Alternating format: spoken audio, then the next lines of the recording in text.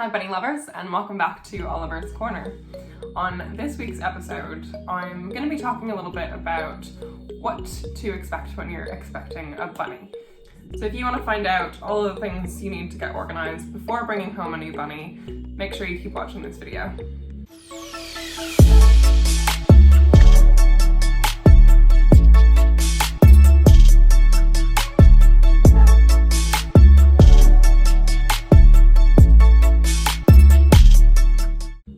So if you've just decided to purchase a bunny or multiple bunnies, or you've just gotten that exciting phone call from the rescue saying that you've been selected and you get to bring home a bunny, then as exciting as that is, you probably are a little bit panicked right now trying to figure out all the things that you're going to need to get organized. So my hope for this video is that I can give you a few tips on really the main key things to get organized that'll make you feel a lot better and focus all of your excitement on welcoming this new member of your family. So the first thing you're going to want to get is a carrier. So there is still this idea that you can just get some kind of a cardboard box. However, the main thing with rabbits is they are very good chewers and they love to chew on cardboard. So I would recommend that you get a nice sturdy carrier.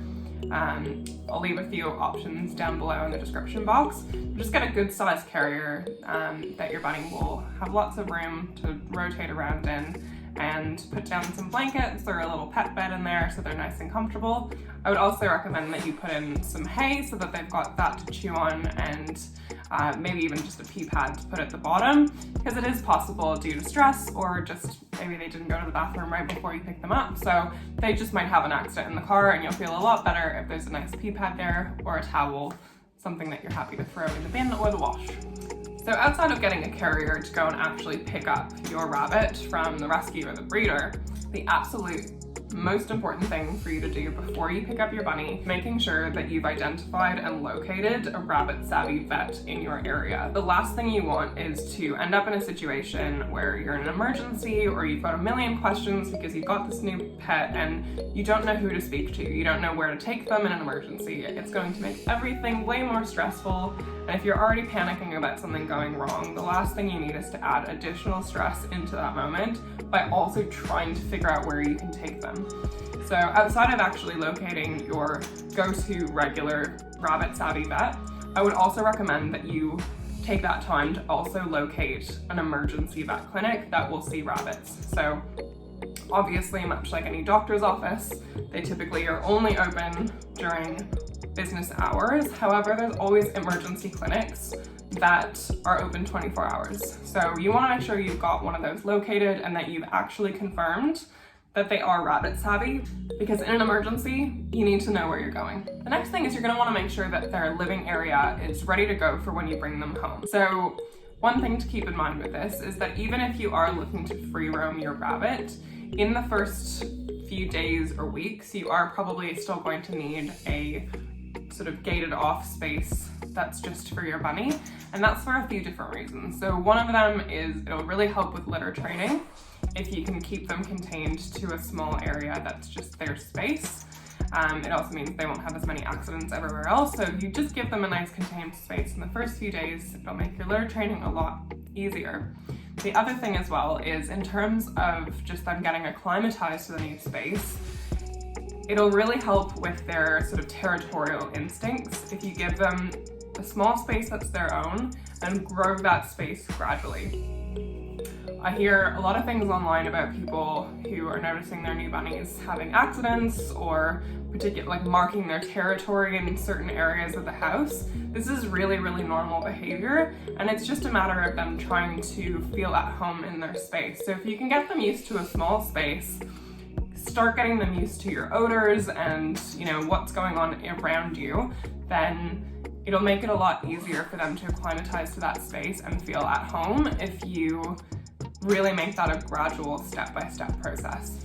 So Oliver is a free roam bunny. However, he does actually spend night times in an enclosure. So we have a playpen style enclosure for him for nighttime.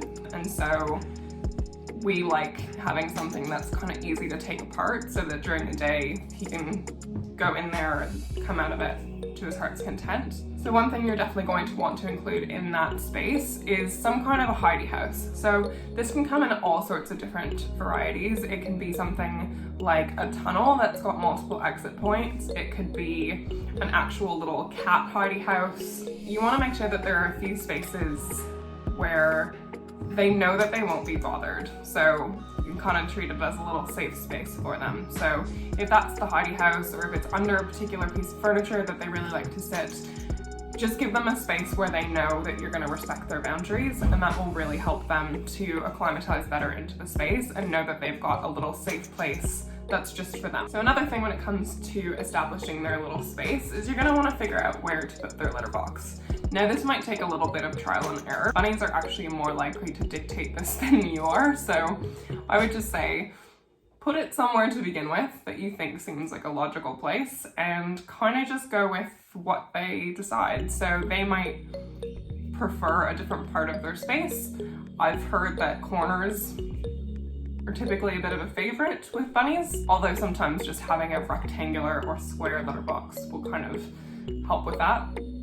But just if you do notice them having accidents in a particular part of their space all of the time, you're probably better off just actually putting the litter box there, and they're less likely to have those accidents. So just don't get frustrated if wherever you decide to put the litter box just doesn't really work out, and just stick to it.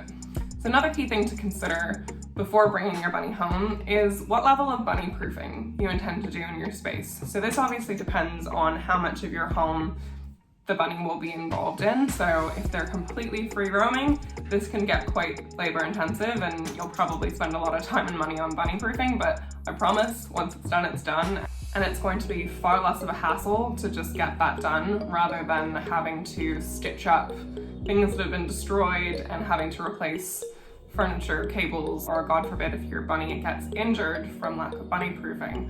So just figure out how much space they're actually going to be occupying in your home.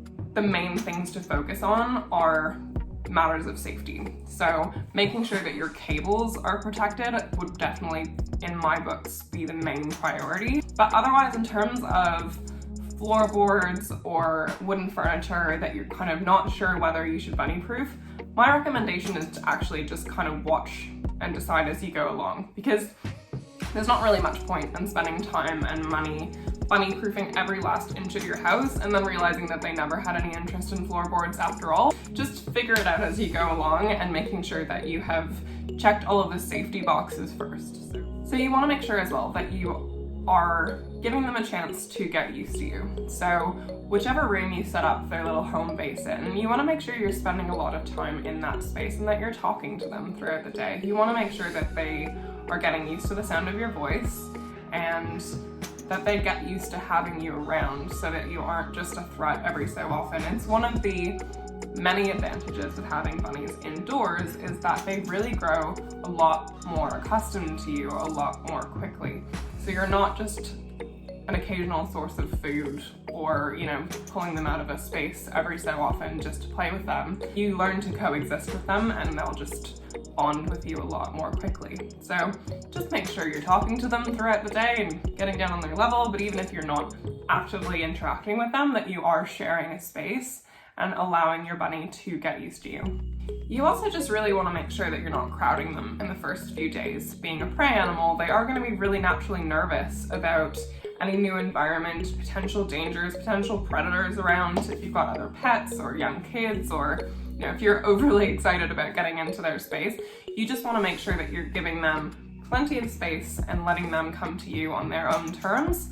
And that way they'll know that you're not a threat to them. Remember, there's all sorts of new smells and spaces and sounds that they're trying to get used to, and so they're going to be on pretty high alert in the beginning, and the fewer, threats you present to them, the sooner they'll feel comfortable in that space.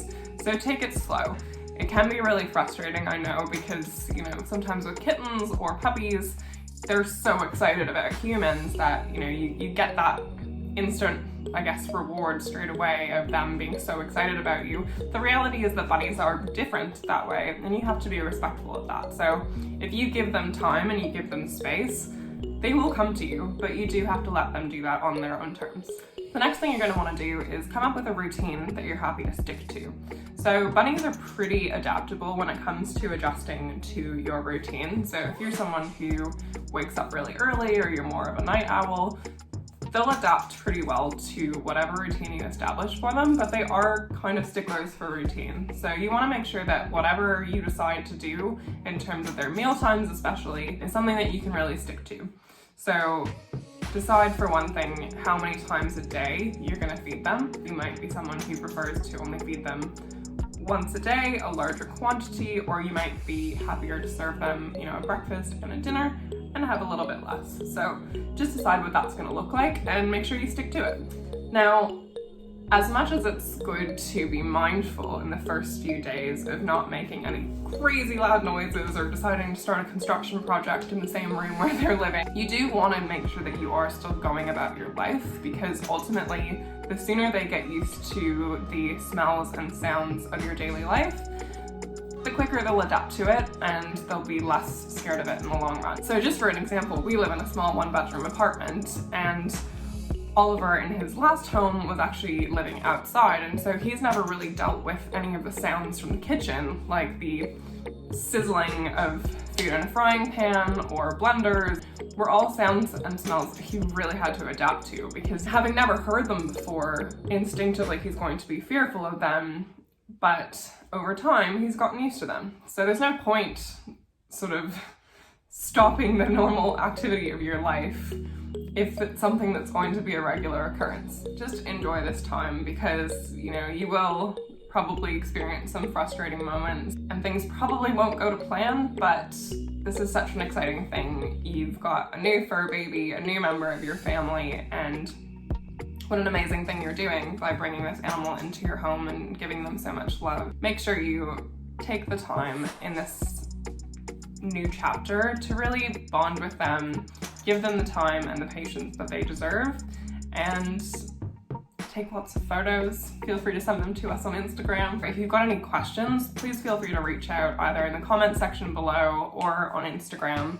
I'm more than happy to answer any questions you might have. So if you enjoyed this video, make sure you give it a like, and if you want to see more from this channel, make sure you subscribe. I bring out a new video every Monday, and look forward to seeing you then. Thanks so much for watching.